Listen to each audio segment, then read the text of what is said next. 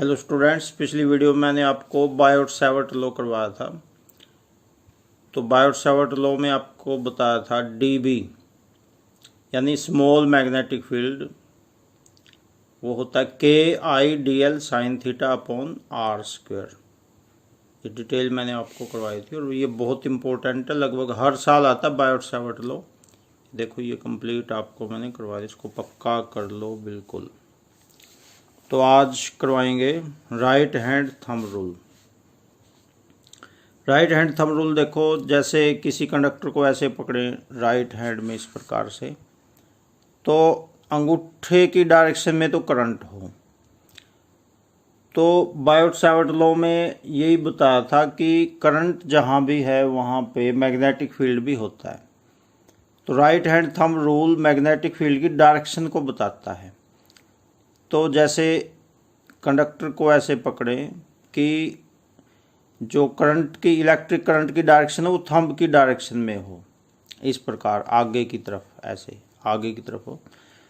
आगे की तरफ अगर ऐसे थंब की डायरेक्शन में है इलेक्ट्रिक करंट की डायरेक्शन, तो जो ट्विस्टिंग ऑफ फिंगर्स है, ये देखो फिंगर्स की ट्विस्टिंग है, ये होगी मैग्नेटिक फील्ड की डायरेक्शन मैग्नेटिक फील्ड की इस प्रकार से होगी, ट्विस्टिंग ऑफ फिंगर्स।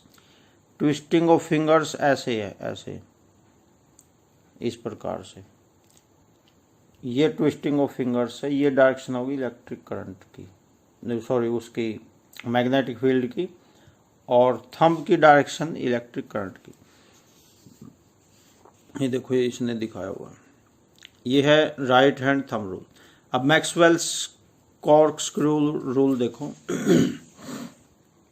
ये कॉर्क स्क्रू है, स्क्रू को टाइट करना है तो इसको ऐसे घुमाते हैं, ऐसे ऐसे घुमाते, स्क्रू आगे जाता है।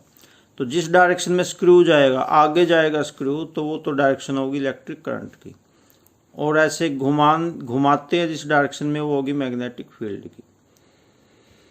तो this is Maxwell's cork screw rule. ये वही है जो आपको 10th में भी करवाए थे, वही है, याद और पक्के कर लेने।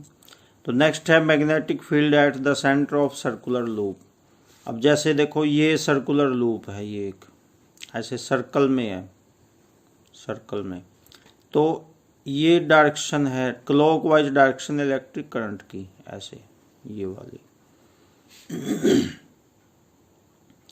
और इस लूप का रेडियस है a, ये वाला, और ये 90 डिग्री पर है एक दूसरे के, इलेक्ट्रिक करंट और ये रेडियस 90 डिग्री पर है, और ये IDL है, DL स्मॉल लेंथ है AB।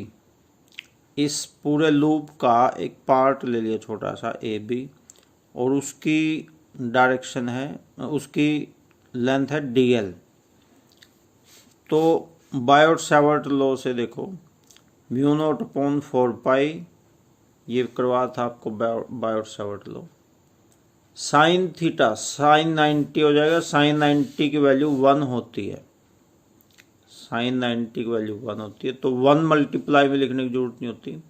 तो बन जाए μ0/4 पाई IDL/a²। यहाँ पे जो r है डिस्टेंस वो a है, a² into unit vector r भी आ जाएगा। अगर देखो, अगर इसको वेक्टर फॉर्म में लेते हैं तो यूनिट वेक्टर r आ जाएगा, बिना वेक्टर फॉर्म के लेते तो फिर यूनिट वेक्टर नहीं आएगा।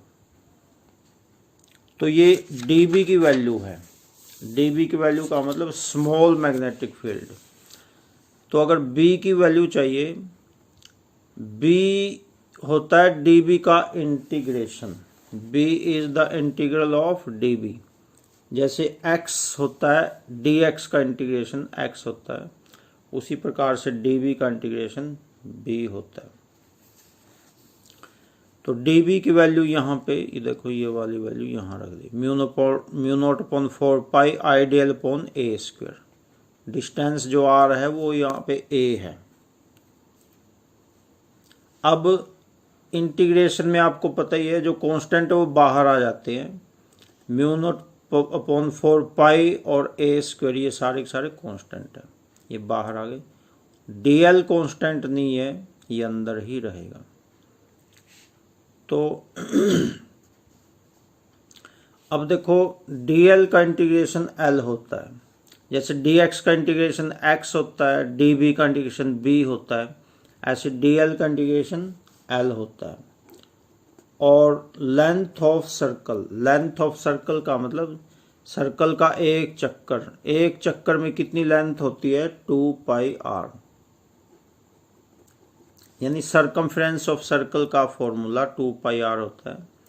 तो dl की जगह लिख दिया 2πr, r की जगह a आ गया क्योंकि रेडियस यहाँ पे a है, r रेडियस है तो r रेडियस हमने a लिया हुआ है। अब a से a स्क्वायर नीचे है तो एक a ये कट जाएगा इसे से, तो बचेगा μ0/4 1/a इंटू 2π, ये आ गया। i भी आएगा यहाँ पे, i μ0/4 2πi/a।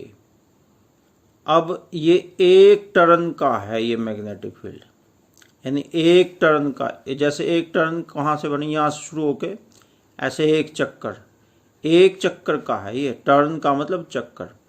अब एक चक्कर तो किसी लूप में होता नहीं, सिर्फ एक से क्या मैग्नेटिक फील्ड बनेगा, हजारों टर्न्स होनी चाहिए कम से कम, ऐसे हजारों बार तार लिपटी होगी तभी कुछ मैग्नेटिक फील्ड बन पाएगा।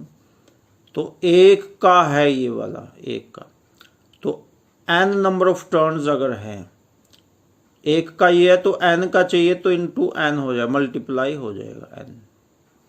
In case of circular loop having n turns तो n इनसे मल्टीप्लाई हो जाएगा, μ0/4 2πni/a, ये बन जाएगा मैग्नेटिक फील्ड। तो ये भी डेरिवेशन आपने पक्की करनी है। तो अभी इस वीडियो में इतना ही रहेगा, नेक्स्ट वीडियो में आपको करवाऊंगा मैं amperes circuital law, most important है वो भी टॉपिक, तो नेक्स्ट वीडियो में वो मैं आपको करवाऊंगा।